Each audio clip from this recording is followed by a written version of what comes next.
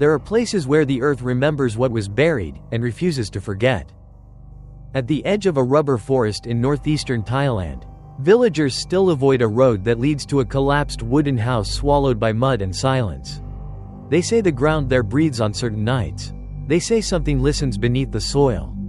This is the story of a man who sought to bring back lost love, and instead opened a door that should never have been touched. Because some spirits do not rest. Some hungers do not fade. And once fed, they learn to call you by name. Chapter 1. The Woman at the Edge of the Rubber Forest. At the far edge of Niran province, where the paved road gives way to red mud and the air grows heavy with the smell of damp earth, there is a rubber forest that locals avoid after sunset. The trees stand in perfect rows like silent monks, their pale trunks glowing faintly in the moonlight. At night, wind does not pass through them, it lingers, trapped, as if the forest itself is holding its breath. The villagers say the land there is wrong. Dogs refuse to enter the tree line. Birds never perch on the branches. Even the cicadas fall silent after dusk, leaving behind a suffocating stillness that presses against the ears like deep water. At the heart of that forest stands a wooden house on stilts, leaning slightly to one side as if the ground beneath it has begun to rot. The roof is patched with sheets of rusted tin, and strips of faded red cloth hang from the eaves, fluttering weakly in the humid air. Beneath the house, the soil is always wet, even during the dry season. People say the earth remembers what was buried there. The house belongs, or once belonged, to a woman named May Suda. No one agrees on her age. Some claim she has lived there for 40 years. Others insist their grandparents spoke of her in the same hushed tone. Children are warned never to speak her name at night, for fear she might hear it carried on the wind. Yet when desperation takes root in the human heart, fear becomes a small price to pay. Those abandoned by lovers, ruined by debt, or consumed by jealousy make the journey into the rubber forest. They arrive at dusk, carrying offerings wrapped in banana leaves, incense, raw eggs, black chickens, strands of hair, sometimes photographs with the eyes scratched out. They knock only once. The door always opens. May Suda is said to be small and thin, her back curved like a hooked branch. Her hair hangs long and white, often damp as if she has just emerged from underground water. Some say her eyes are clouded with cataracts. Others swear they gleam like wet stones in darkness. She does not greet visitors. She simply waits. Inside, the house smells of camphor, burnt oil, and something faintly metallic beneath it all. Clay jars line the walls. Bundles of dried roots hang from rafters. Strings of bones, animal, perhaps, clatter softly when the air shifts. Those who enter speak their desire in whispers. Love returned, enemies broken, fortune restored. May Suda listens without expression. When they finish, she asks only one question. Do you accept the price? Few ask what the price is. Most nod.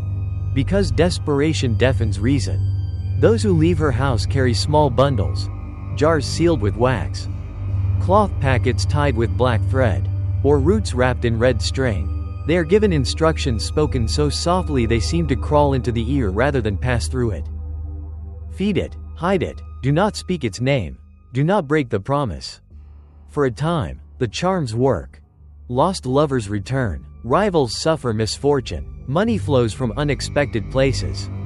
Hope blooms again. But in the villages surrounding the forest, older residents keep count. They note who never returns to give thanks. They notice who begins to look hollow, as if something inside them has been quietly removed. They whisper about those who come back seeking May Suda a second time, thinner, paler, with trembling hands and eyes that refuse to focus on anything human. And they whisper most of all about the sounds sometimes heard drifting from the rubber forest at night. A soft scraping beneath the soil. A child's muffled sob. And something else. Something that sounds like breathing. Slow and patient, rising from the earth as though the land itself is alive and hungry. No one who hears it sleeps well again. Yet when grief tightens around the throat, when love turns to abandonment, when rage rots the heart from within, people still follow the narrow mud road into the trees. They still carry offerings. They still knock once. And somewhere deep beneath the wet soil under May Suda's house, something stirs, as if sensing that it will soon be fed again. Chapter 2. Niran's Plea. Niran had never believed in spirits. He believed in broken engines, unpaid debts, and the stubborn weight of poverty that clung to a man no matter how hard he worked. Grease permanently stained the creases of his palms, and the smell of diesel followed him even after washing.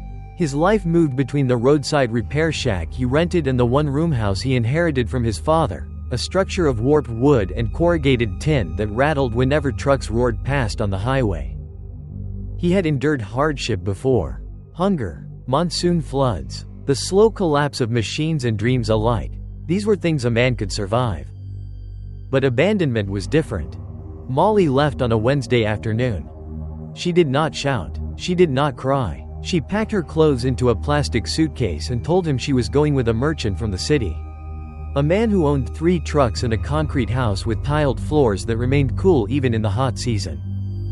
"He can give me a future," she said quietly. Niran stood in the doorway, unable to step aside, unable to hold her back. The truck came at dusk. Red dust swallowed its tires as it pulled away, taking with it the only warmth that had filled his home. That night, the silence felt heavier than any storm. For days he waited, convinced she would return. He left the door unlatched. He cooked rice for 2. He kept her sandals by the mat. They gathered dust. Neighbors stopped visiting. Conversations died when he approached. Even the stray dogs that used to sleep beneath his house wandered elsewhere. Sleep abandoned him next. When it came, it brought dreams of Molly standing beyond a stretch of wet earth, calling to him without moving her lips. On the 7th night, an old customer lingered after Niran finished repairing his motorcycle. The man watched him wipe his hands on a rag already black with oil. "You look like a ghost," the man said. Niran forced a smile. "Just tired." The man hesitated, then spoke in a lower voice. "There is a woman near the rubber forest past Ban Ta Klang. People say she can bring back what was taken." Niran's hands stilled. "I don't believe in those things." The man shrugged. "Belief is not required, only need." He kicked his motorcycle to life and rode off, leaving the air vibrating with engine noise long after he disappeared. That evening, clouds gathered low and heavy, sealing the sky. By nightfall, rain began to fall, slow at first, then relentless, turning the dirt road into slick red clay. Niran sat in the dark, listening to water drip through the roof into metal bowls. Molly's absence pressed against his chest until breathing felt like labor. Near midnight, he stood. He did not remember deciding to leave. He only remembered the sensation of walking through rain that soaked him to the bone, of mud pulling at his sandals, of darkness thick enough to feel. The rubber trees appeared like pale pillars in the distance. Even before he reached them, the air changed, cooler, heavier, carrying a smell like wet soil freshly opened. The forest swallowed sound. Rain striking leaves became muffled, distant. His own footsteps seemed to vanish before reaching his ears. He almost turned back. Then he thought of Molly's empty sleeping mat. He stepped between the trees. The house revealed itself slowly through the curtain of rain, raised on stilts. Leaning, strips of red cloth hanging limp from the roofline. A dim yellow glow flickered inside. Niran climbed the wooden steps. Each board creaked under his weight, the sound unnaturally loud in the silence. He lifted his hand and knocked once. The door opened immediately. May Suda stood in the doorway, smaller than he expected, her thin frame wrapped in a dark sarong. Damp white hair clung to her cheeks. The lamplight did not seem to reach her eyes. She stepped aside without speaking. Inside, the air was warm and thick with the scent of burnt oil and dried herbs. Clay jars lined the walls. Strings of roots hung overhead, brushing softly against one another. Niran realized his hands were shaking. May Suda sat cross-legged on the floor and gestured for him to do the same. For a long moment, she simply watched him. Rain drummed softly on the roof. Finally, he spoke. "I want her to come back." His voice sounded thin, unfamiliar. The old woman's gaze did not change. "Why?" she asked. He opened his mouth, then closed it. Images flooded him. Molly laughing while washing dishes. Molly humming while sweeping the floor. Molly asleep with one arm across his chest. "Because she belongs with me," he whispered. May Suda tilted her head slightly, as if listening to something beneath his words. Silence stretched between them. Then she said, almost gently, "What you ask can be done, but the thing that returns may not be the same as what was lost." Niran swallowed. "I don't care." Her eyes remained fixed on his. "If your heart changes," she continued softly, "if love turns to regret, the spirit will not release what it has taken. It will claim something in exchange." A tremor passed through him, though the room was warm. Outside, thunder rolled far away. He thought of returning to an empty house. He thought of sleeping alone. He thought of a future stretching endlessly without her. "I accept," he said. May Suda studied him a moment longer, then reached behind her and brought forward a small clay jar sealed with black wax. The surface was damp, as though it had been buried moments before. When she placed it in his hands, he felt faint warmth pulsing from within. Or perhaps it was movement. "Bury it beneath where you sleep," she whispered. "Feed it with blood each night. Do not forget, do not delay, and do not speak of it to anyone." Her fingers tightened briefly around his wrist. "If you hear it calling," she added, "you must not answer." The lamp flickered. For a moment, Niran thought he heard something from inside the jar, a soft, wet shifting, like mud sliding over skin. He looked up, but May Suda had already turned away. The door stood open behind him.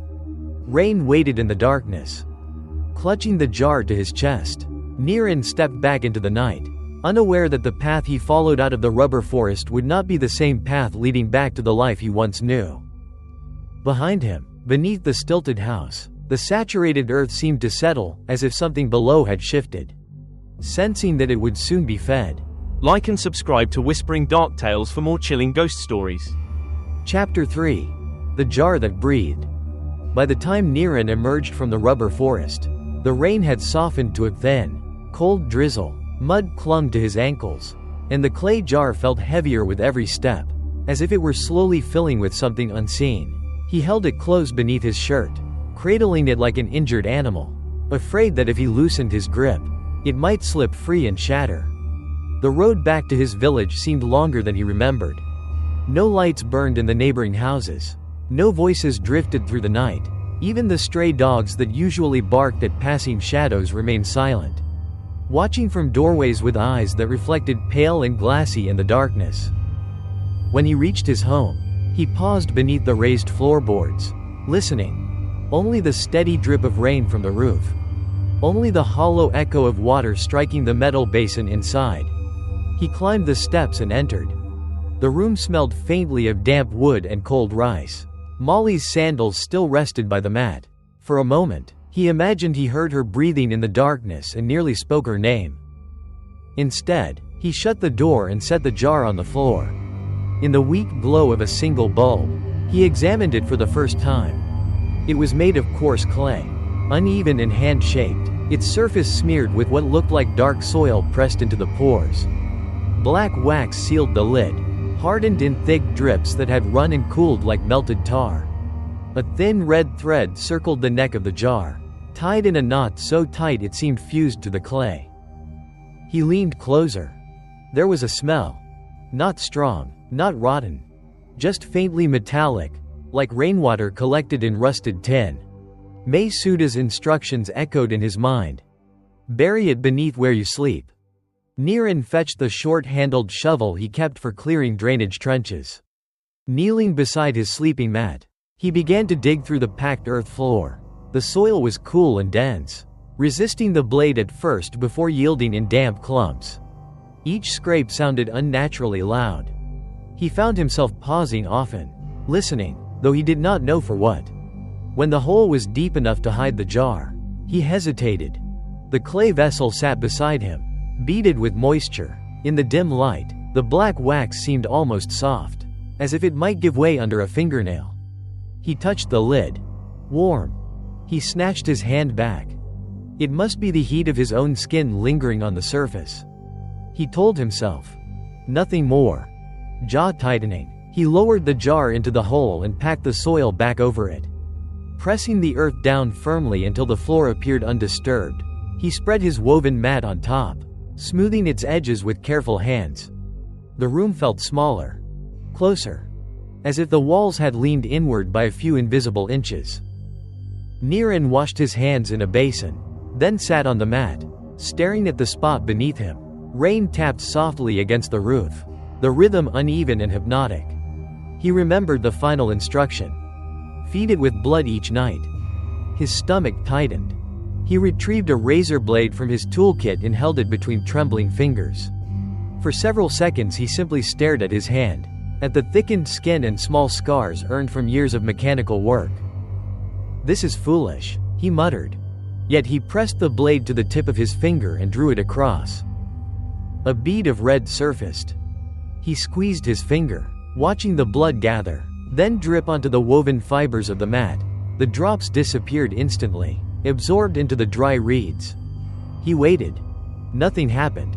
He exhaled slowly, almost laughing at himself. Then, a sound. So faint he thought he imagined it.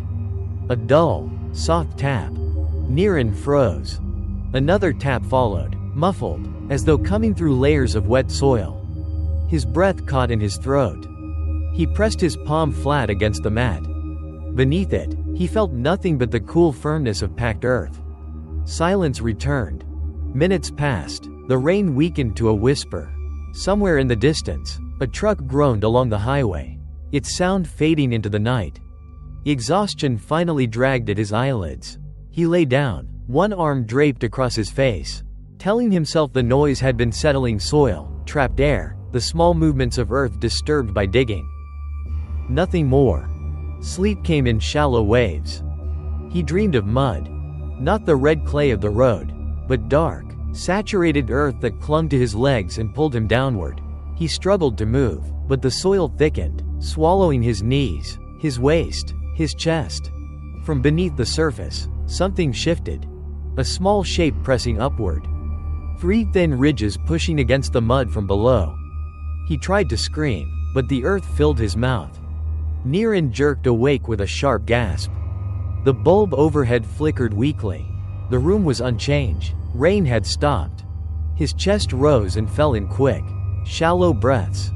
Then he heard it again. A soft scraping sound. Directly beneath him. He held himself perfectly still, listening as the faint noise continued, a slow, dragging movement, like damp clay being pressed and released by something patient and alive. His finger throbbed where he had cut it. When he lifted his hand, he saw a thin line of blood still welling from the wound. The scraping stopped. Silence rushed back in, thick and complete. Niran remained frozen until the first pale light of dawn seeped through the gaps in the wooden walls. Only then did he realize he had not slept again. When he rose, his legs felt heavy. And though he told himself it was only fatigue, he could not shake the sensation that something beneath the floor had been awake all night.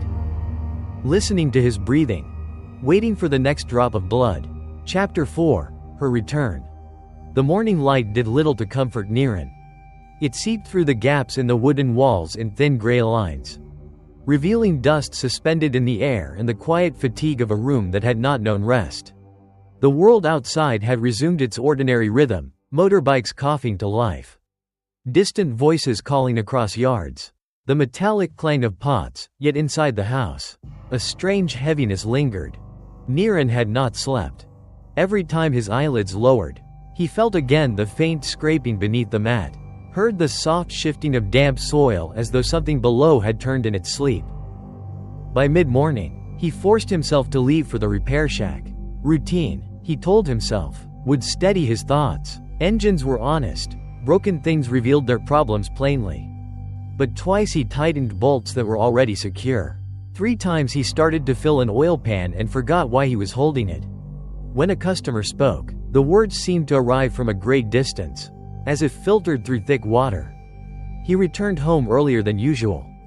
The sky hung low and white with heat, the air unmoving. Even the leaves of the roadside tamarind trees drooped as though exhausted. As he approached his house, he noticed something that made him slow his steps. The door was closed. He was certain he had left it slightly ajar. He stood very still, listening. Nothing. No movement, no voices, only the dry buzz of afternoon insects. He told himself it was the wind, a passing draft, the wood settling. Still, his chest tightened as he climbed the steps.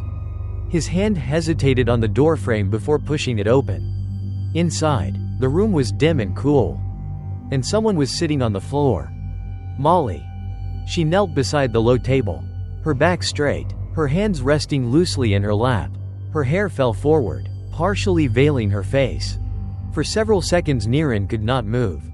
His heart slammed painfully against his ribs, as if struggling to escape. "Molly?" he whispered. She did not answer immediately. Instead, her head tilted slightly, as though she were listening to something beneath the floorboards. Then she turned toward him. Her eyes were rimmed red, the skin beneath them shadowed with deep exhaustion. Rain stains marked the hem of her skirt. Her lips trembled before forming words. "I couldn't sleep," she said. Her voice sounded thin, scraped raw. He took a step forward, then another, afraid that if he moved too quickly she might vanish like mist. "You came back," he said. She nodded slowly. "I tried to stay," she murmured, "but something kept calling me. Even when I covered my ears. I could hear it, from the ground, from beneath the house." A cold shiver passed through him. He forced a smile. "You're tired, that's all. Come, sit. I dreamed of this place," she continued, her voice distant. "Every night, I saw wet soil. I heard knocking under the floor." Niran's breath caught. He did not remember crossing the room, only that suddenly he was kneeling before her, his hands gripping hers. Her skin was cold. Not cool from rain or shade. Cold in a way that seemed to resist warmth. "You're safe now," he said, though the words felt fragile in his mouth. "You're home." At the word home, something flickered across her face, relief, perhaps, or confusion, then it vanished. She allowed him to help her to the sleeping mat. Her movements were slow, mechanical, as though guided by instructions she could not hear. When she lay down, she did not close her eyes. She stared toward the corner of the room where the floor remained undisturbed. Toward the place beneath which the jar was buried. Niran noticed and quickly drew a cloth over the area, smoothing it flat. "You should rest," he said. Her gaze drifted back to him. For a moment, he thought she might smile. Instead, she whispered, "Don't dig there." His throat tightened. "Why would I dig?" Her eyes unfocused slightly, as though following something invisible. "It's growing," she murmured. Silence settled over the room. Outside, a motorcycle roared past, its sound jarringly alive compared to the stillness inside. Niran forced himself to stand. "I'll cook rice," he said. "You need to eat." She did not respond. In the small kitchen corner, he measured rice into the pot, hands moving automatically. The familiar rhythm steadied him. Rinse, drain, refill, set over flame. Behind him, the house remained silent. Too silent.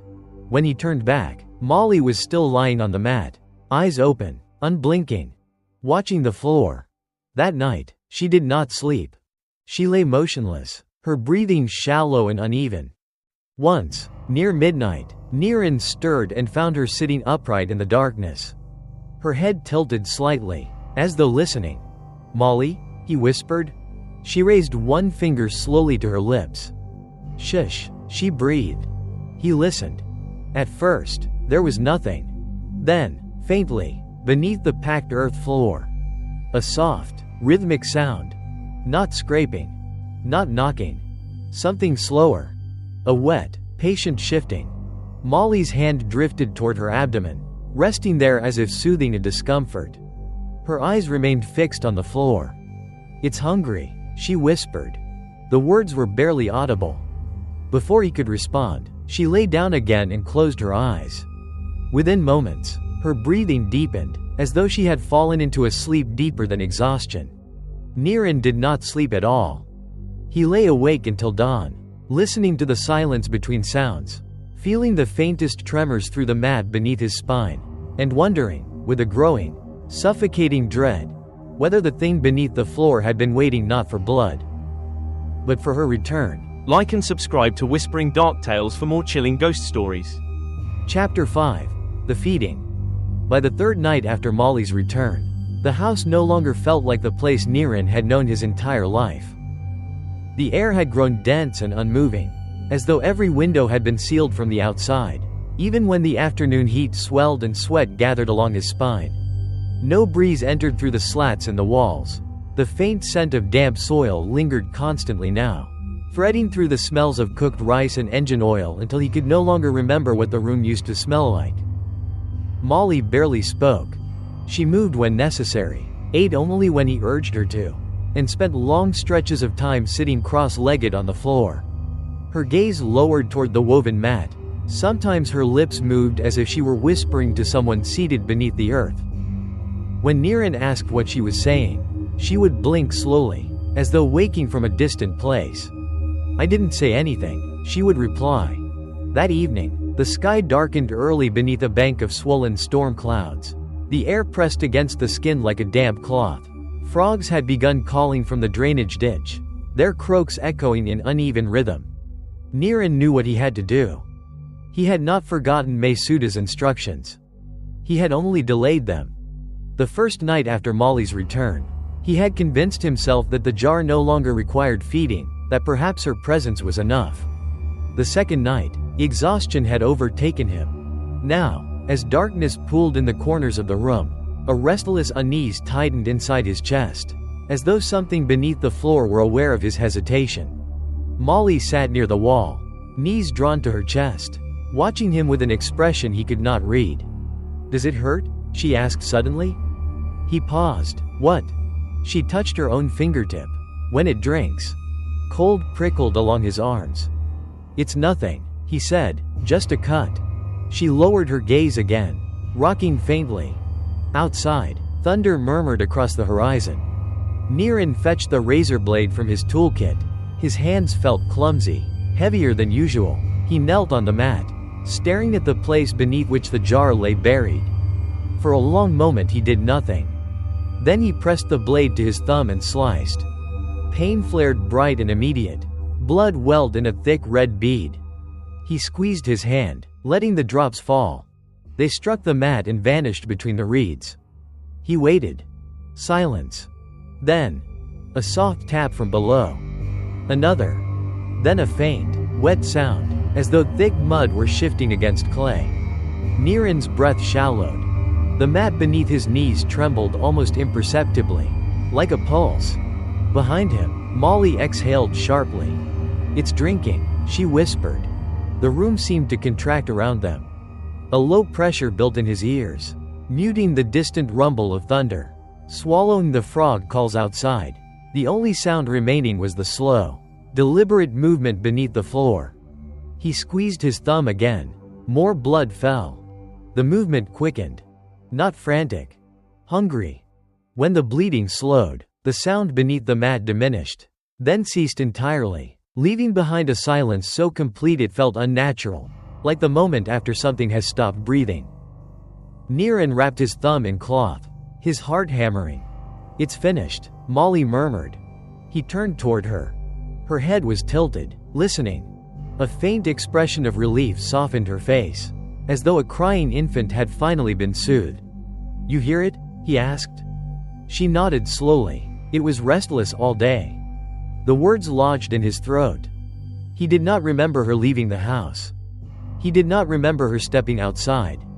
"How would you know?" he asked carefully. Her brow furrowed, confusion flickering across her features. "I just know." Thunder cracked sharply overhead, rattling the thin window frame. Rain began in heavy drops, drumming against the roof in a sudden, violent rush. The bulb flickered once, twice, then steadied.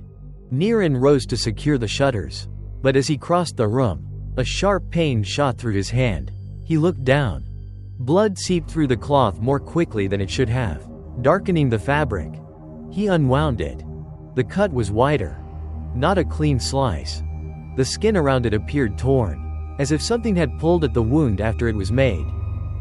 A cold wave of nausea rose in his stomach. Behind him, Molly spoke in a soft, distant voice.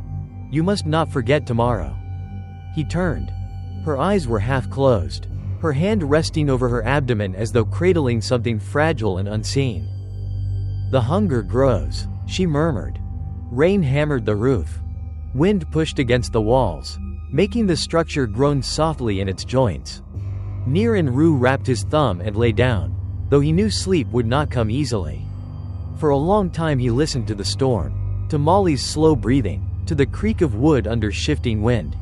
Near midnight, the rain softened. The house settled, and from beneath the floor came a faint, contented sound, a slow, thick movement easing back into stillness, like something sinking deeper into wet earth after feeding. Niran stared into the darkness until his eyes burned. He told himself the ritual was working. He told himself Molly had returned. He told himself everything had a price. But as he drifted toward a shallow, uneasy sleep, one thought pressed relentlessly at the edge of his mind. The jar had not only taken his blood, it had recognized it. And somewhere below, in the cool, saturated soil, the thing he was feeding was learning the rhythm of his body. One drop at a time. Chapter 6. The Woman Who Did Not Sleep. By the end of the week, Niran realized he could no longer remember the last time he had seen Molly truly asleep. She lay down when he urged her to. She closed her eyes when he watched. But sometime in the night he would wake to find her sitting upright in the darkness, her silhouette motionless against the faint gray light leaking through the wall slats. She never appeared startled when he stirred. She never asked why he was awake. She simply sat there, listening. At first, he told himself she was adjusting, that leaving the city merchant, returning in shame, and resuming life in a house filled with old memories would weigh heavily on anyone. But the stillness in her posture was too complete, too deliberate, as if she were conserving movement for something more important than sleep. On the 8th night, he woke to the sensation of being watched. The air felt colder, though the heat outside remained oppressive. Sweat clung to his neck and chest, yet a chill prickled across his arms. He opened his eyes. Molly sat beside the mat, her back to him, facing the section of floor beneath which the jar lay buried. Moonlight slipped through the slats, striping the floor in pale bands.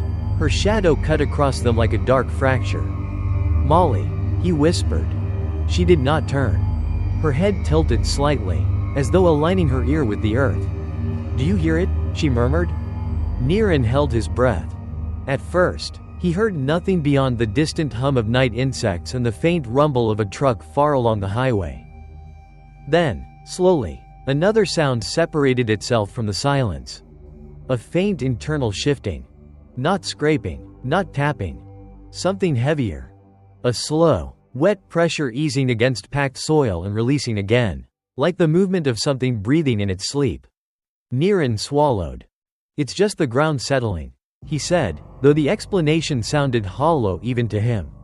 Molly's shoulders tightened slightly. "It is not sleeping," she whispered.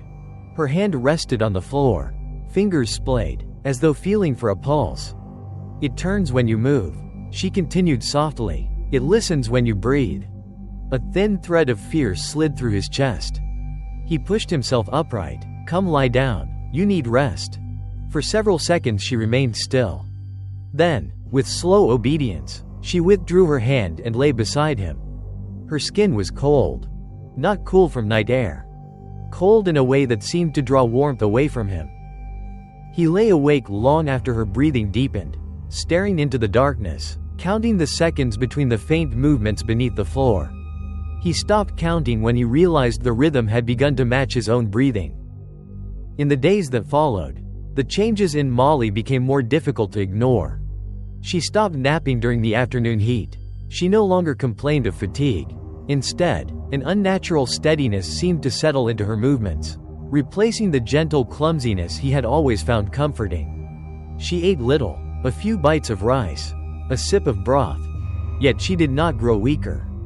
Her eyes, once warm and lively, now seemed perpetually unfocused, as though she were dividing her attention between the visible world and another layer just beneath it.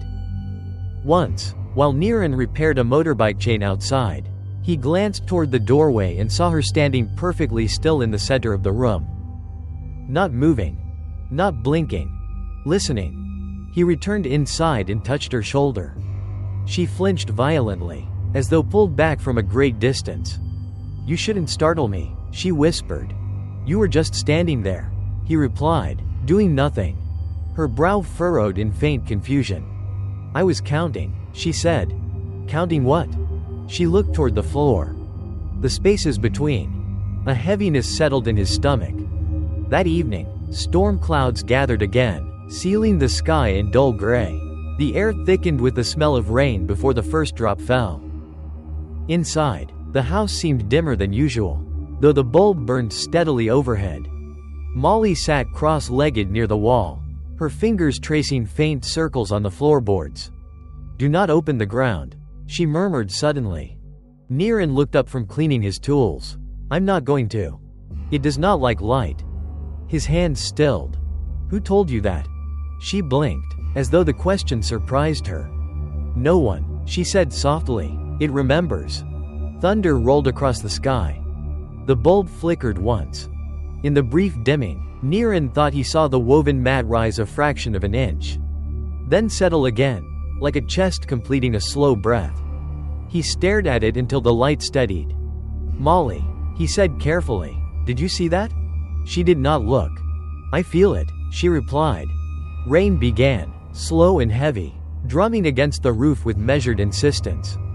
As darkness thickened, Niran prepared for the nightly feeding with growing dread. The ritual no longer felt like a desperate act of love. It felt like participation in something that had begun long before him and would continue long after. When he cut his finger and let the blood fall, the movement below came faster tonight. More eager. Molly exhaled sharply, her eyes closing as though in relief. When the sound finally subsided, she sagged slightly, tension leaving her shoulders. "It sleeps," she whispered. Niran wrapped his wound and lay down beside her, though rest did not come. Hours later, he woke again. Molly was sitting upright, her silhouette motionless, her head tilted, listening. From beneath the floor came the faintest sound of movement, not restless, not hungry, but patient, as though something below had grown accustomed to their presence. As though it were settling in. Niran lay very still, a suffocating realization pressing against his chest. Molly was no longer losing sleep. She was keeping watch. And whatever lay beneath their home no longer sounded like a thing waiting to be fed, but like something learning the rhythm of the lives above it. Like and subscribe to Whispering Dark Tales for more chilling ghost stories. Chapter 7. The Smell of Wet Earth. The smell arrived before the rain.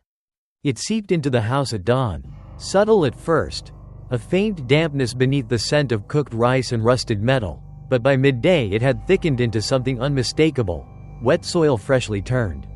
Like earth opened by a shovel and left breathing in the heat.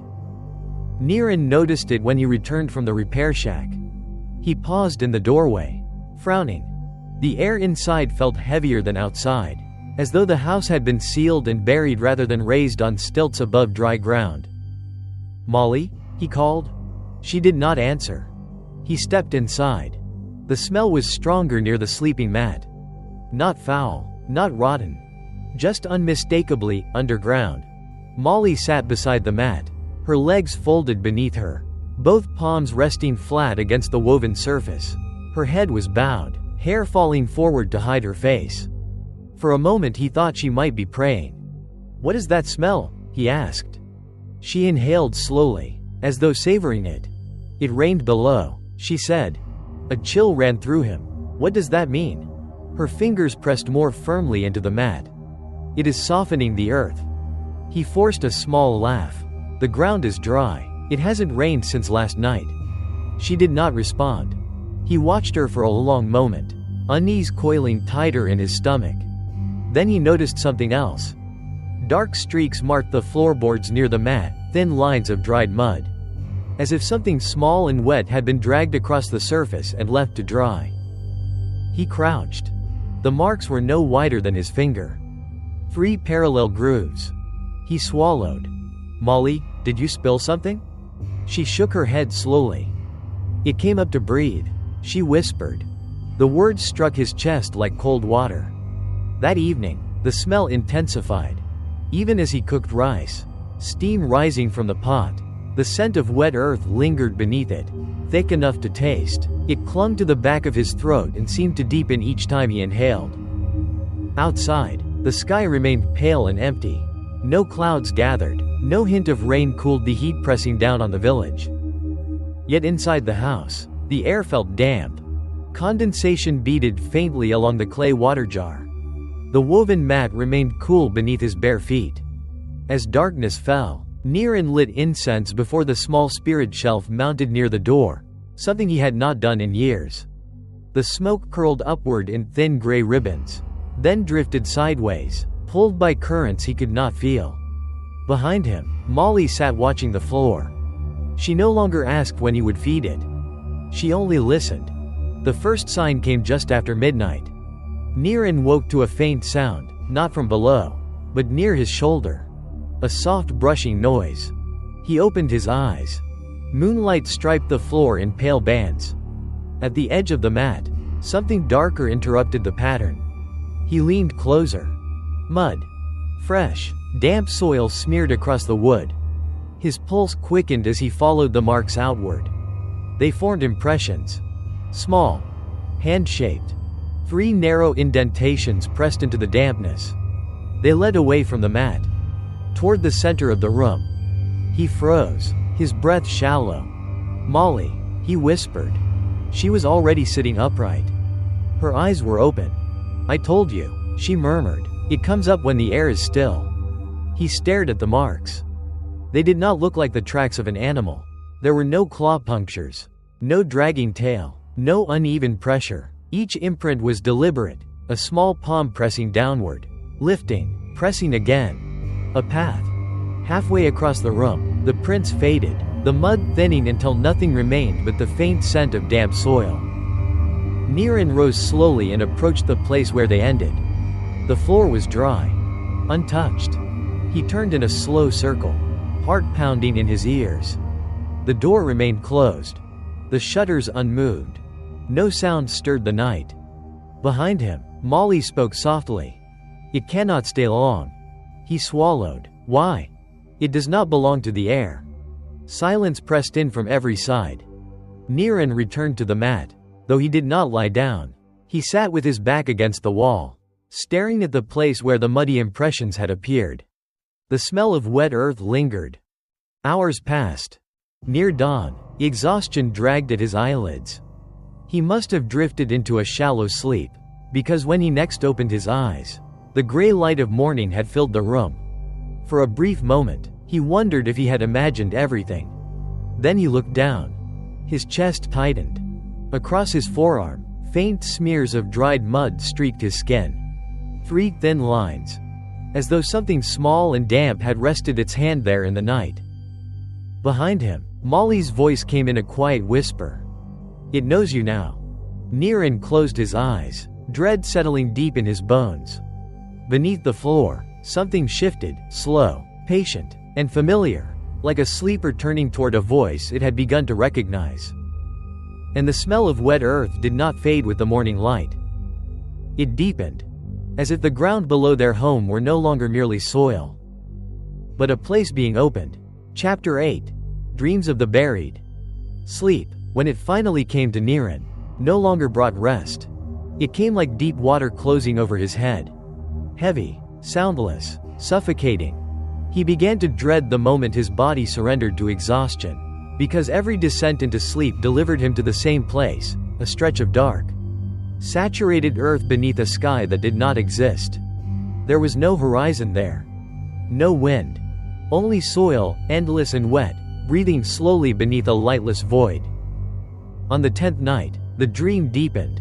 He stood ankle-deep in mud that clung to his skin with a cold, adhesive weight. Each attempt to lift his foot produced a soft sucking sound, as though the earth resisted his leaving. Something moved beneath the surface. Not violently, not urgently, but with a slow awareness.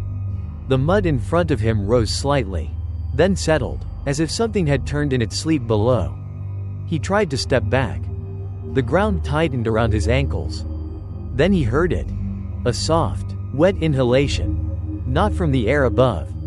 From the soil below. The surface bulged. A small shape pressed upward beneath the mud, distorting it into a rounded form. 3 narrow ridges pushed toward the surface, spreading apart like fingers searching for light.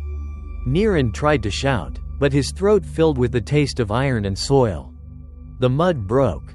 A tiny hand emerged. Gray, slick, covered in wet clay. 3 thin fingers stretched toward him. The hand did not claw. It reached.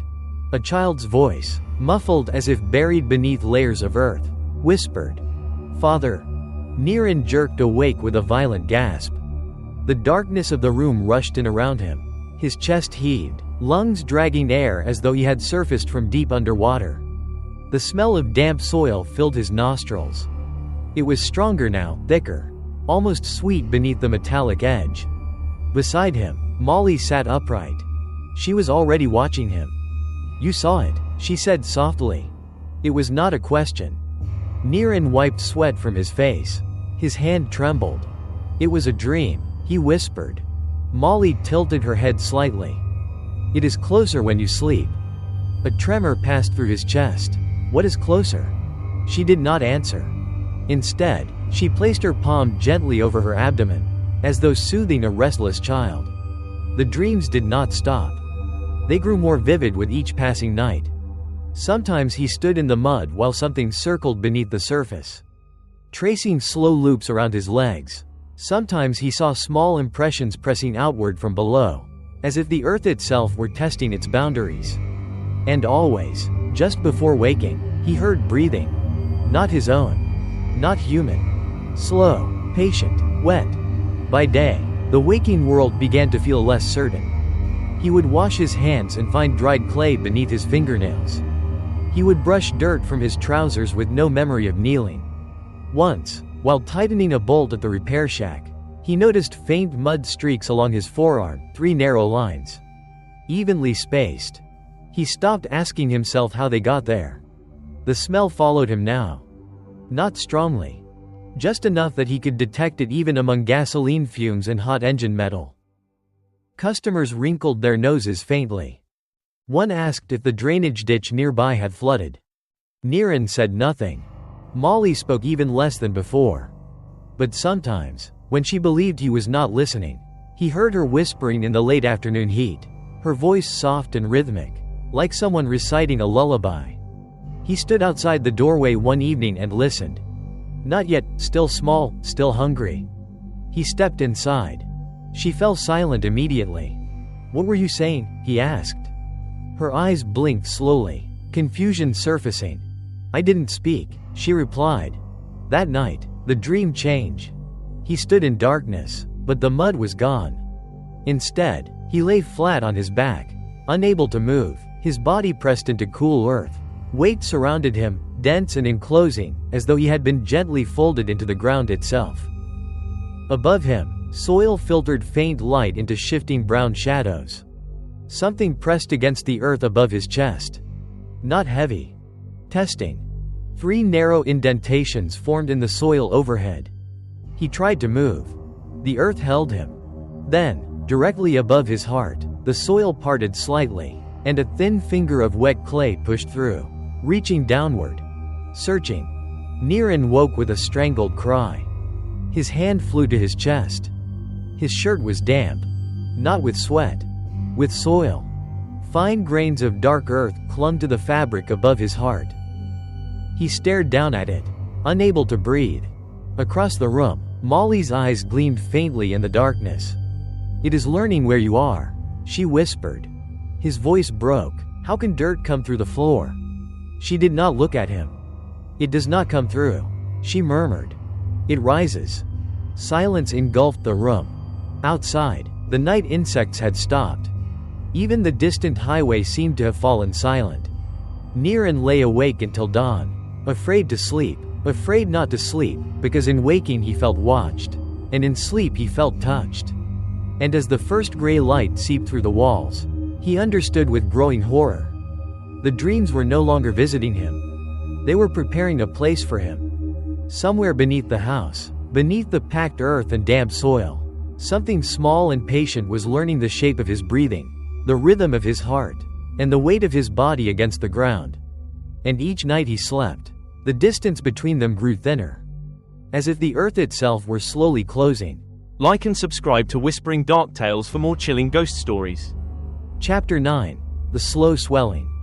The first time Niran noticed the change, he told himself it was only the light. Late afternoon sun filtered through the wooden slats in long amber stripes, distorting shapes and softening edges. Molly stood near the doorway, her profile turned slightly toward the fading brightness outside. For a brief moment, her silhouette appeared different, fuller, rounded at the abdomen. He blinked and the illusion seemed to vanish. She turned, and her loose blouse fell flat against her frame. He said nothing. But that night, as she lay on the mat beside him, he felt it. A firmness beneath the thin cotton fabric when his hand brushed her stomach. Not the softness of flesh. Not the tension of muscle. Something deeper. He withdrew his hand slowly. "Molly, are you feeling unwell?"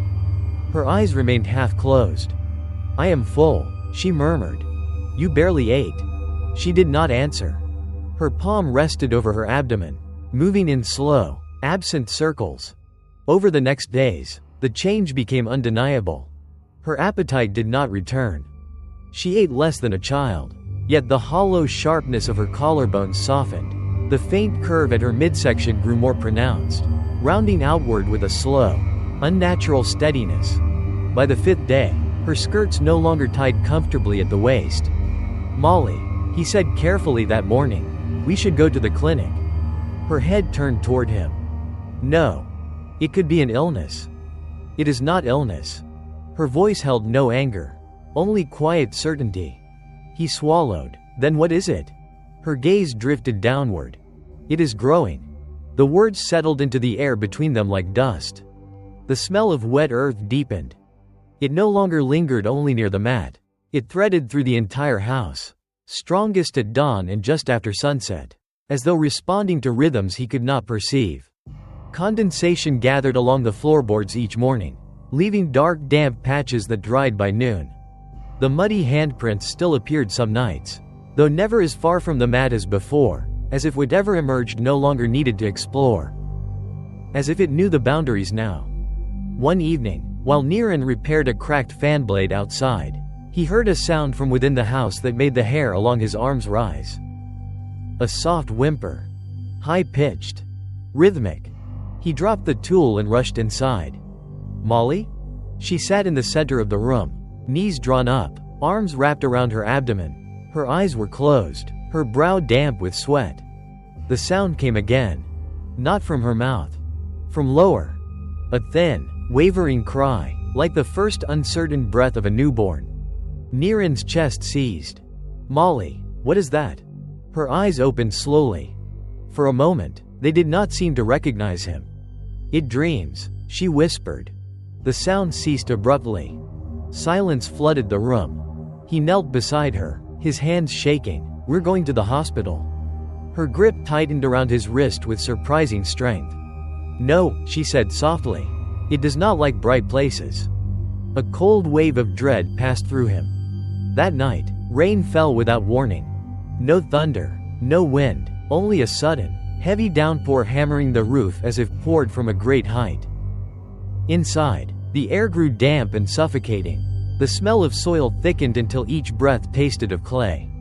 Niran prepared the nightly feeding with trembling hands. As the first drops of blood fell onto the mat, the movement beneath the floor came immediately, eager, responsive, no longer the slow waking of something half asleep. Molly exhaled sharply. Her head tilted back. Relief spread across her face. Then her abdomen shifted. Not a muscle twitch. Not digestion. Movement. A slow ripple passed beneath the skin, traveling from one side to the other. Niran recoiled, his breath tearing from his chest. "Molly?" She did not seem afraid. Her hand rested gently over the moving shape. "It is stronger tonight," she murmured. The movement beneath the floor intensified in response to the feeding, a wet, deliberate shifting that vibrated faintly through the mat and into his bones. Above ground and below, The rhythms answered each other. When the blood stopped, both movements slowed, then ceased. Silence returned, thick and complete. Near midnight, Niran woke to a soft sound beside him. Molly was sitting upright. Her silhouette swayed slightly. He heard it again. A cry. Thin. Wet. Not human. Her mouth remained closed. The sound came from her throat, and from beneath her ribs, and from the floor below all at once. "Molly," he whispered, terror tightening his voice. She turned toward him slowly. In the faint gray light, her lips parted. A sound emerged, not words, not breath, but a trembling, infant-like whine layered with something deeper, thicker, as though two voices attempted to speak through one fragile passage. Then her mouth closed. The sound continued for one long, impossible second, and stopped. Her eyes fluttered. She lay back down, as if nothing had happened. Within moments, her breathing deepened into the stillness of sleep. Niran sat frozen in the darkness. Beneath the floor, something shifted once, settling, as though satisfied. Rain softened outside. The house creaked softly in the cooling air. Niran did not lie down again. He sat with his back against the wall until dawn, watching the slow rise and fall of Molly's abdomen, waiting for movement, listening for that thin, impossible cry. As gray light seeped into the room, one thought settled heavily into his chest. Molly was not becoming ill. She was becoming a vessel. And whatever grew within her answered not to her heartbeat, but to the hunger beneath the earth. Chapter 10. The Monk's Warning. By the 12th day, fear had settled into Niran's body like a second skeleton. It moved with him. It breathed with him. It tightened around his ribs each time Molly's abdomen shifted beneath her thin blouse. He could no longer pretend the change was natural. She barely ate. She did not tire. She did not sleep. And yet something inside her grew with patient certainty. That morning, he woke to find her sitting cross-legged at the center of the room. Both palms resting on the floor. Her head was bowed, her hair hanging forward like a curtain. The smell of wet soil was thick enough to taste. "Molly," he said hoarsely, "I'm going to the temple." She did not look up. "It is listening," she whispered. His throat tightened. "I don't care." Her fingers pressed lightly into the floorboards. "It will know." He forced himself to turn away. The temple stood 2 kilometers down the road, past rice paddies lying fallow under the pale dry season sun. Normally, the walk calmed him, the open fields, the slow rhythm of wind through grass, the distant creak of wooden water wheels. Today, the air felt thin. Sound carried strangely, as though the world were hollow. Each step away from the house lightened his chest slightly, yet a pressure lingered at the base of his skull, a sensation like being watched from underground. The temple grounds were quiet when he arrived. Wind stirred the prayer flags along the walkway. Their faded colors fluttered weakly against the bleached sky. Inside the main hall, incense smoke drifted in slow blue threads toward the rafters. Golden Buddha images gleamed softly in filtered light. The familiar scent of sandalwood and ash wrapped around him like a memory from childhood. For a moment, he could breathe. An elderly monk sat near a pillar, sweeping fallen incense ash into a small brass tray. His robe hung loosely from narrow shoulders, and the skin of his arms bore the delicate transparency of great age. He looked up before Niran spoke. "You carry the smell of opened earth," the monk said. Niran's knees nearly buckled. He knelt quickly, pressing his palms together. "Luang Fur, I need help." The monk studied him with calm, unblinking eyes. "Speak." The words spilled out: the visit to the rubber forest, the jar, the blood, Molly's return, the sounds beneath the floor, the swelling of her body, the cries in the night. He spoke until his voice broke, until silence swallowed the hall. The monk's expression did not change, but the air between them seemed to grow heavier. After a long moment, the old man set the brass tray aside. "You did not bring back your wife," he said quietly. Niran's breath hitched. "You opened a path." Cold spread through his chest. "I only wanted her to come home." The monk nodded slowly. "Desire is a door. Something has stepped through." Niran's hands trembled. What is it? The monk's gaze shifted briefly toward the temple floor. When a child dies without rites, he said, when a body is buried without prayers, when grief and rage cling to a spirit that cannot depart, it remains near the soil. A faint buzzing filled Niran's ears. There are those, the monk continued, who bind such spirits. They feed them, they command them, they trade suffering for obedience. May Suda's thin hands flashed through Niran's memory. They call it raising a spirit child, the monk said softly, but what is raised does not forget hunger. Niran's voice shook. It's inside her. The monk's eyes lifted to meet his. It is not inside her, he said. It is anchoring itself through her. The temple seemed to tilt. Niran's breath came shallow. Can it be stopped? The monk was silent for a long time. Outside, wind stirred the prayer flags again, their soft snapping echoing faintly through the hall. At dusk, the monk said at last, "You must return the vessel to the place where it was taken." The jar? The monk nodded. It must be returned to the soil that claimed it. Niran swallowed. And Molly? The monk's gaze softened with something like sorrow. If the bond deepens, the vessel may not survive the severing. The words struck like a physical blow. No, Niran whispered, there must be another way. The monk reached into the folds of his robe and withdrew a small cloth packet tied with saffron thread. He placed it in Niran's shaking hands.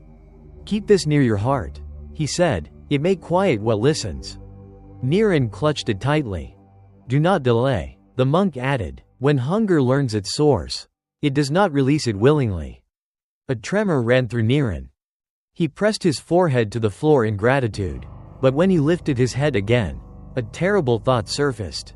Luang Fur, if I fail? The monk's eyes rested on him with grave stillness.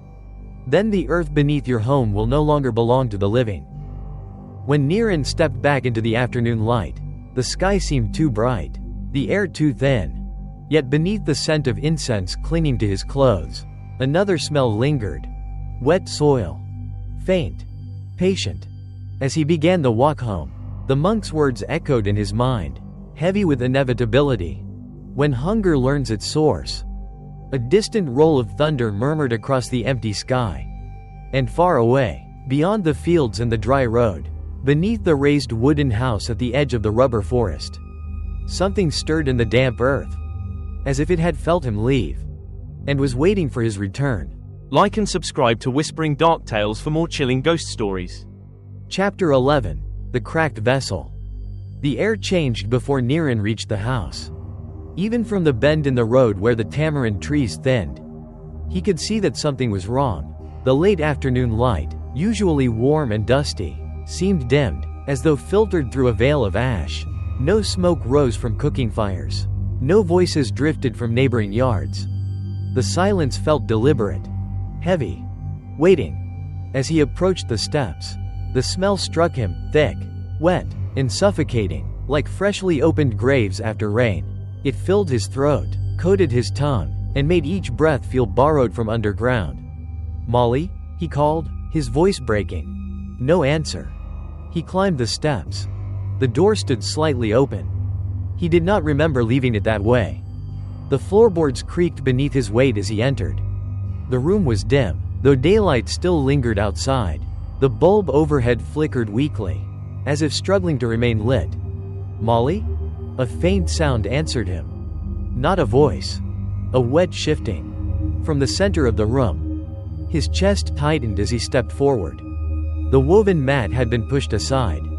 The packed earth beneath it was no longer smooth. It bulged upward, dark and damp, as though the ground had swollen from within. Hairline cracks split the surface, radiating outward in jagged lines. Mud seeped through them, glossy and black. Niran's breath became shallow. "Molly," he whispered.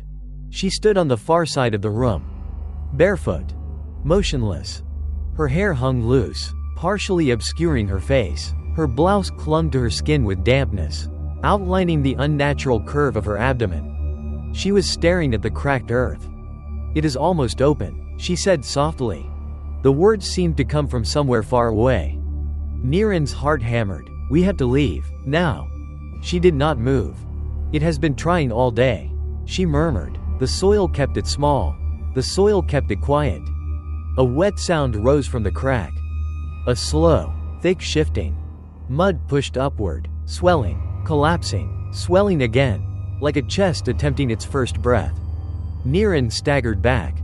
The bulb flickered violently, plunging the room into brief darkness before returning in a weak, trembling glow. "Molly, we have to go." She turned toward him. Her face was pale, luminous in the dim light. Her eyes seemed deeper set, shadowed, reflecting something that did not belong to the room. "It knows you are leaving," she whispered. The ground split with a soft, sickening sound. Mud oozed upward, thick and black, spreading across the floorboards in slow, deliberate rivulets. From the center of the crack, something pale pressed upward from below. Niran could not breathe. The shape emerged slowly, as if testing the resistance of the world above. A small hand forced its way through the mud. Gray skin slick with clay. 3 narrow fingers flexed, stretching toward the air. Niran stumbled backward, striking the wall. The hand withdrew slightly, then pushed upward again, gaining purchase. Mud spread across the floor like spilled ink. Behind him, Molly exhaled softly. "It has found the door," she said. The hand dragged itself forward, palm flattening against the wood. The fingers left wet streaks behind, each movement deliberate, patient, inexorable. Then another shape pressed upward beside it. Not a hand. A rounded form, slick and dark, forcing its way toward the surface. Niran's stomach lurched violently. "Molly, don't look." But she was already stepping closer. Her movements were slow, reverent, like someone approaching a sacred shrine. The air thickened, heavy and damp. The smell of soil intensified until it overwhelmed everything else. A faint sound emerged from the crack. A thin, wet inhalation. Then, a soft, trembling cry. Not loud, not strong, but unmistakably infant-like. Niran's vision blurred. The monk's words roared through his mind. "You did not bring back your wife. You opened a path. Molly, please," he begged. "We have to go, now." She stopped just short of the spreading mud. Her hands rested gently over her abdomen. "It is cold," she whispered. The mud shifted again. The small hand lifted, reaching blindly. And for the first time, Niran saw movement beneath Molly's skin, a slow ripple traveling across her abdomen in answer to the thing emerging below. Above and below. Responding. Recognizing. The bulb flickered again. Darkness swallowed the room for one long, breathless second. In that instant, Niran heard movement from 2 places at once. The wet dragging sound on the floor. And the slow, shifting motion beneath Molly's ribs. When the light returned, the hand had moved closer. 3 thin fingers stretched toward them. Waiting. Listening. Hungry. Niran's legs felt hollow, barely able to hold his weight. The jar was no longer sealed. The ground was no longer closed. And whatever had been fed beneath his home was no longer content to remain below. It had begun to enter the world of air. And it was reaching for the 2 heartbeats that had sustained it. Chapter 12. What was buried? Niran ran. He did not remember deciding to leave the house. He only remembered the sound, that thin, wet cry rising from the split earth, and the sight of the gray hand dragging itself forward across the floorboards. The world outside struck him like cold water. Air rushed into his lungs, thin and hot. The late afternoon light seemed too bright, too sharp, as if the sky itself were an exposed nerve. Behind him, the house stood silent. He did not look back. His feet carried him down the narrow dirt road toward the cluster of neighboring homes near the irrigation ditch. Gravel bit into his soles through worn sandals, but he did not slow. He needed someone to tell him this was madness. Someone to say such things could not exist. The first house he reached belonged to an old woman named Yai Bunmi, who had lived in the village longer than anyone could remember. She sat beneath her raised porch, sorting dried chilies into a woven tray. She looked up before he spoke. Her eyes narrowed. "You went to the forest," she said. It was not a question. Niran's throat tightened. "I need help." She stared at him for a long moment, her gaze drifting past his shoulder as if expecting to see something following him. "You smell of open ground," she murmured. His knees trembled. "It's in my house," he said, "something under the floor. Molly, she's changing. Please, tell me what's happening." The old woman's hands stilled over the chilies. Wind rustled the dry leaves along the ditch. Somewhere far off, a crow called once and fell silent. At last, she sighed, a long, weary sound. "I told my grandchildren never to walk that road," she said. "Some hunger does not forget the taste of the living." Niran sank onto the dirt before her. "What is it?" She set the tray aside. "Long before you were born," she began, "there was a woman who lived at the edge of the rubber forest. She was not called Suda then. She had another name, one people do not speak anymore." The air felt heavier with each word. "She lost a child," the old woman continued, "a boy born wrong. They say his fingers were fused and twisted, 3 formed where 5 should have been. He cried without stopping, day and night. The villagers believed he carried misfortune." Niran's chest tightened. "They told her to take him to the monks," Yai Bunmi said, "to let prayers guide his spirit. But grief can turn the heart inward. It can turn love into possession." The wind died. "She buried him herself," the old woman whispered, "behind her house, in wet soil. No rites, no chants, no farewell." Niran felt the world tilt. "She did not release him," Yai Bunmi continued, "she kept him." The words settled into him like stones. "Years passed," she said. "People whispered that she spoke to the ground, that she fed the soil, that misfortune began to follow those who angered her, while those who brought offerings found their wishes answered." Niran's hands shook. "She learned to bind what remained of the child," the old woman said, "to keep its hunger tied to her will." Suda. The name echoed in his skull. "But such bindings weaken," she went on, "especially when the one who commands them grows old, or dies." The air seemed to collapse inward. Niran's voice trembled. "She's dead?" The old woman nodded slowly. "Years now." A hollow ringing filled his ears. "Then what did I see?" he whispered. Yai Bunmi's gaze held his. "A door left open," she said, "and something waiting for a hand desperate enough to open it wider." Niran's stomach churned violently. "It's inside Molly," he said. "It's growing." The old woman closed her eyes briefly, as if in mourning. "It cannot live in air," she said. "It must anchor itself to flesh, to warmth, to heartbeat." Niran's breath came shallow. "Can it be stopped?" Silence stretched between them. At last, she spoke. "If returned before it takes full root." His pulse hammered. "Returned where?" "To the soil that first held it." The monk's words echoed in his mind. "Return the vessel. Return the soil. But if it finishes growing," she added softly, "it will no longer belong to the dead alone." A cold wave passed through him. "What happens then?" Her eyes drifted toward the distant line of rubber trees. "It will feed where it is fed," she said, "and the earth beneath your home will never be empty again." Niran's breath hitched. From far down the road, thunder murmured beneath a cloudless sky. He pushed himself to his feet, heart pounding. "I have to go back." The old woman caught his wrist with surprising strength. "If she calls to you from the ground," she said, her voice barely above a whisper, "do not answer." His throat tightened. "What if it calls me father?" Her grip tightened. "Then you must remember," she said, "that the dead know the names we long to hear." Wind stirred again, carrying with it a faint smell of rain that had not yet fallen. Niran turned toward the road leading home. Even from this distance, he imagined he could feel it, a slow, patient awareness beneath the soil, waiting for his footsteps to return. Behind him, Yai Bunmi whispered a prayer. Ahead of him, the path narrowed toward the leaning house at the edge of the rubber forest. And beneath that house, in the cool, saturated earth where grief had once refused to let go, something small and hungry was pushing upward. No longer content with darkness. No longer content with soil. Seeking breath. Seeking warmth. Seeking the heartbeat that had fed it into becoming. Like and subscribe to Whispering Dark Tales for more chilling ghost stories. Chapter 13. The Night of Unnatural Birth.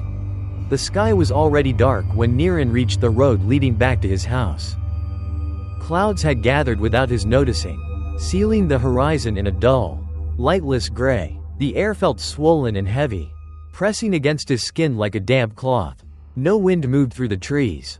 Even the insects were silent. He slowed as the rubber forest came into view.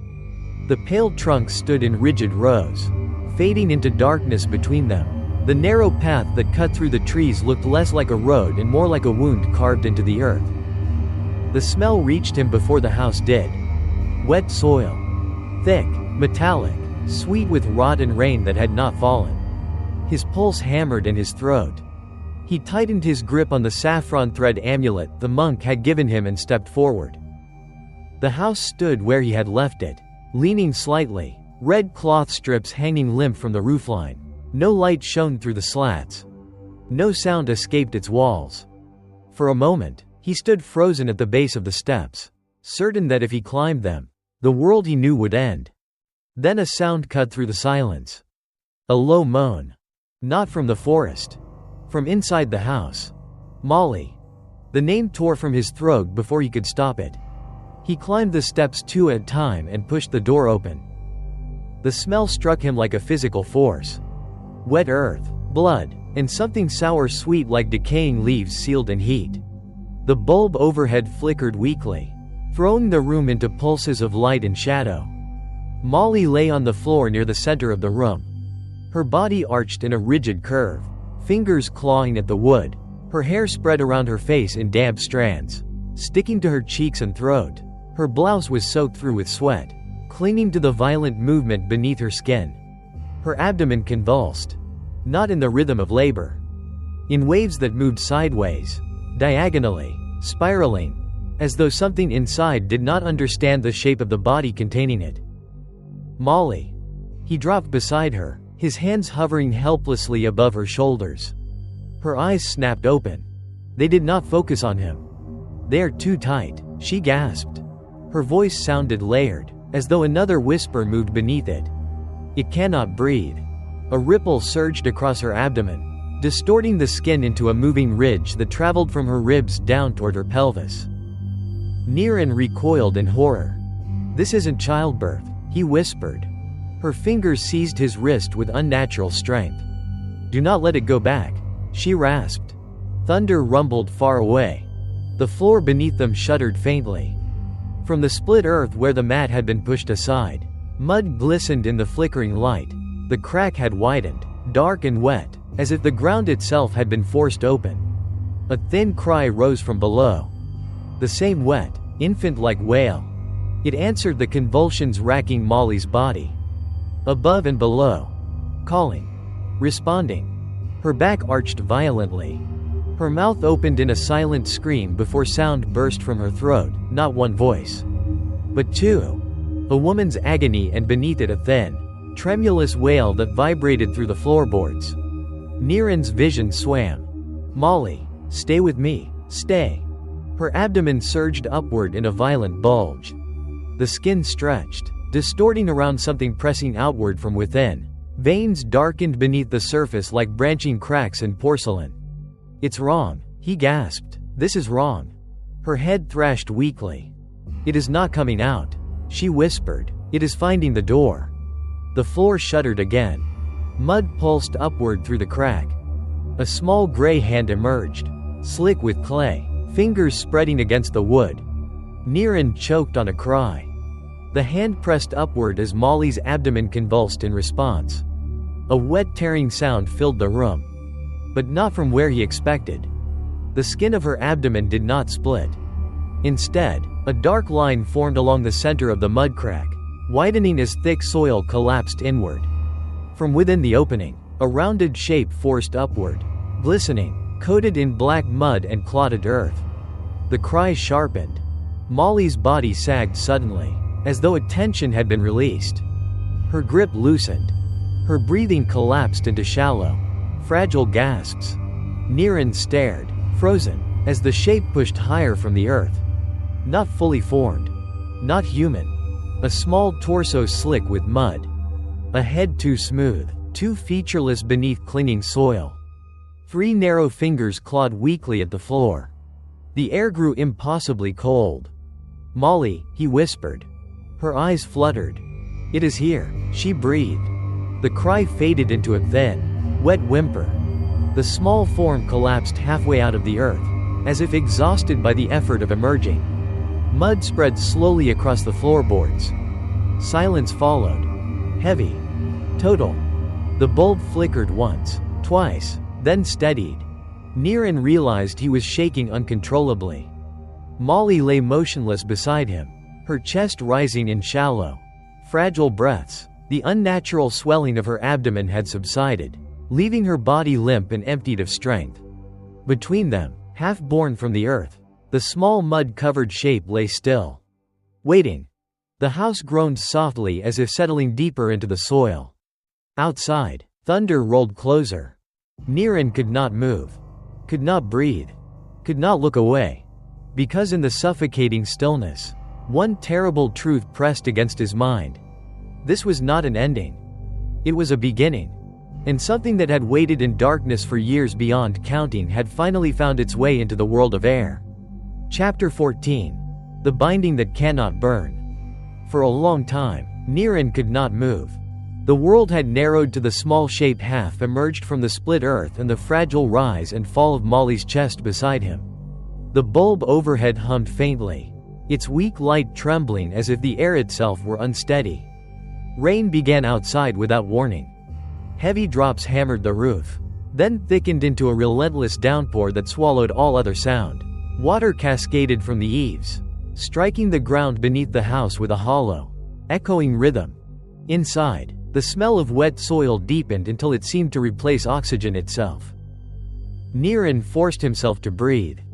"Molly," he whispered. Her eyelids fluttered, her lips parted slightly, but no words emerged. She looked emptied, not merely exhausted, but hollowed, as though something essential had been drawn out through her bones. Between them, the mud-slick form shuddered. Niran recoiled. A thin arm, if it could be called an arm, twitched weakly. Clay slid from its surface, revealing gray skin stretched too tightly over fragile structure. The head lifted a fraction, then fell again, leaving a wet imprint on the floorboards. A faint, wet inhalation followed.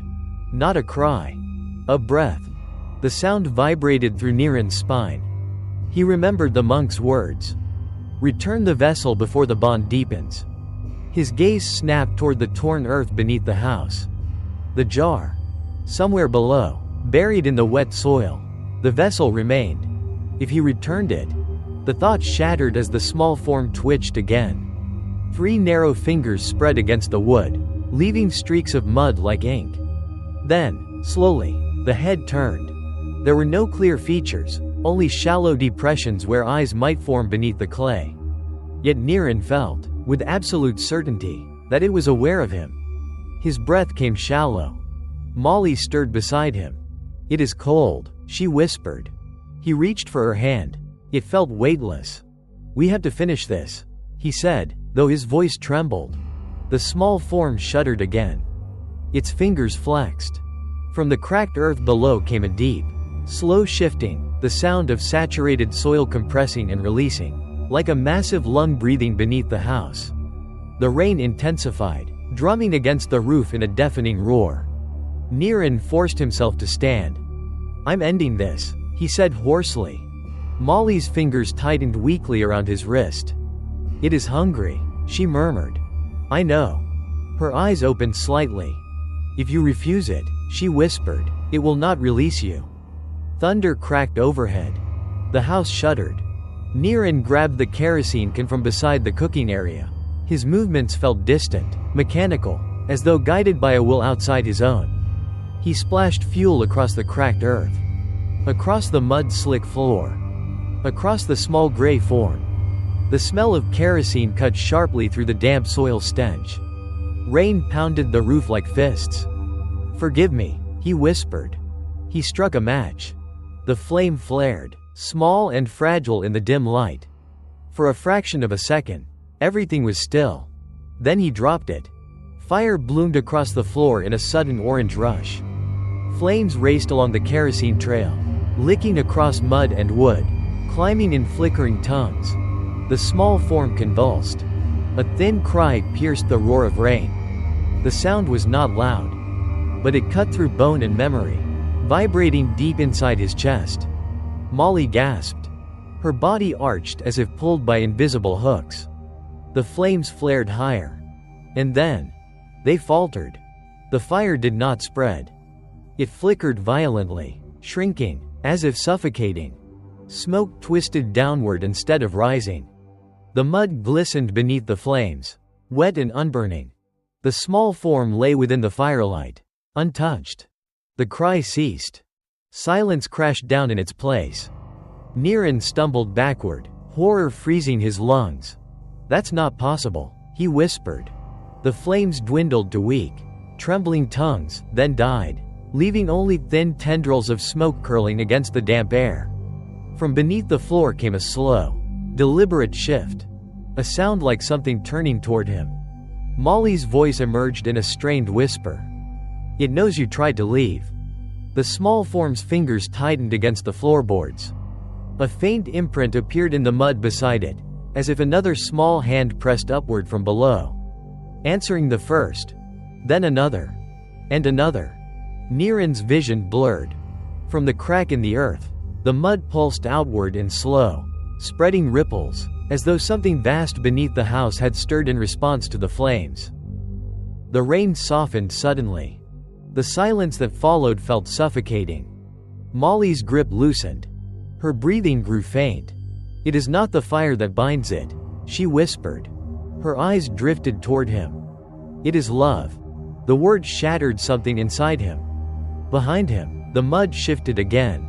The small gray form lifted its head a fraction higher, as if listening to the rhythm of his heart. And in that unbearable stillness, Niran understood. He had not summoned a servant. He had fed a bond. And bonds forged in hunger, grief, and desperate love did not burn. They endured. They deepened. They claimed. Outside, thunder rolled away into the distance. Inside, beneath the leaning house at the edge of the rubber forest, something patient and newly breathing listened to the weakening heartbeat of its vessel. And the stronger one that still stood before it. Like and subscribe to Whispering Dark Tales for more chilling ghost stories. Chapter 15. The House That Still Breathes. The rain stopped as suddenly as it had begun. Water continued to drip from the roof in slow, hollow beats, striking the saturated ground beneath the house. The air felt colder now, as if the storm had drawn warmth from the world and carried it away. Inside, the silence pressed against Niran's ears. Molly's breathing was faint, so light he had to lean close to feel it against his wrist. Her skin had lost its warmth. Her fingers, once strong enough to grip his arm, now lay weightless in his palm. Between them, the small gray form rested on the mud-slick floorboards, half emerged from the earth that had birthed it. It no longer cried. It no longer struggled. It breathed. Each thin inhalation sounded damp and delicate, like air passing through wet soil. Niran felt the rhythm of it beneath his ribs. Slow. Patient. Waiting. "Molly," he whispered. Her eyelids fluttered. For a moment, her gaze found his. The faintest trace of recognition surfaced there, a fragile remnant of the woman who had once laughed while cooking, who had hummed while sweeping dust from the floor, who had slept with one hand resting over his heart. "It's quiet now," she breathed. He tightened his grip on her hand. "I'm here." Her lips trembled faintly. "It was lonely," she whispered, "so long in the dark." Niran's throat closed. Behind him, the mud shifted with a soft, wet sound. He did not turn. Molly's fingers moved weakly against his. "It knows your heartbeat," she murmured. It followed it back to the light. Her breathing faltered. "It will not leave you." The words struck deeper than any cry. "No," he said hoarsely. "I'll take it back. I'll bury it. I'll end this." Her eyes softened with something like sorrow. "It is already planted," she whispered. A faint tremor passed through her body, then faded. Her chest rose once more. Fell. Did not rise again. The silence that followed felt endless. Niran pressed his forehead to hers, unable to breathe. unable to cry, as if grief itself had frozen inside his chest. Behind him, a soft movement sounded across the floor. He closed his eyes. 3 damp fingers brushed the wood. A faint, wet inhalation followed. He did not turn. Because he knew. Months later, the house collapsed during the late rains. Neighbors said the stilts sank into softened ground overnight, tilting the structure until the roof slid inward with a groan of splitting wood. By morning, only a slumped skeleton of beams remained, half swallowed by mud. No one volunteered to clear the debris. The smell lingered too long. Thick, earthen, unsettling. Grass refused to grow beneath the wreckage. Even in the wet season, the soil remained dark and bare, as though something beneath it drank too deeply for roots to survive. Travelers passing along the road sometimes reported hearing sounds when the night air stilled. A soft scraping. A faint, infant-like whimper carried on damp wind. Most hurried on without turning their heads. Some claimed to see a man standing near the ruins at dusk. Thin, motionless, listening to the ground. Others swore they saw a woman walking the roadside at night, her face hidden by loose hair, one hand resting protectively over a swollen abdomen. But when approached, she was gone. In the nearby village, Yai Bun Mi added a new warning to those she gave her grandchildren. If you hear your name called from beneath the earth, she told them, do not answer. She never walked the road toward the rubber forest again. Deep beneath the collapsed house, where rainwater seeped slowly through layers of soil and clay, the ground remained soft. Not empty. Never empty. Something small and patient rested there, listening to vibrations carried through the earth, footsteps, distant engines, the slow percussion of human heartbeats passing overhead. Waiting. Growing. Remembering. And sometimes, on nights when the air grew thick and the insects fell silent, the soil lifted ever so slightly, as though something beneath it had taken a careful breath. Because hunger does not end. It sleeps. It listens. And when love, grief, or desperation open the door once more, it will rise again. The house is gone now, taken by rain and sinking earth. But the soil beneath it remains soft. Travelers still claim the air grows heavy when they pass that stretch of road at dusk. Some say they hear a faint crying carried through the ground. Others swear they feel vibrations beneath their feet, as if something below is shifting in its sleep. Perhaps it is only the earth settling. Perhaps it is memory. Or perhaps, somewhere in the dark soil, something patient is still listening, waiting for grief, for longing, for desperation strong enough to open the door again. And when it does, it will rise. Like and subscribe to Whispering Dark Tales for more chilling ghost stories.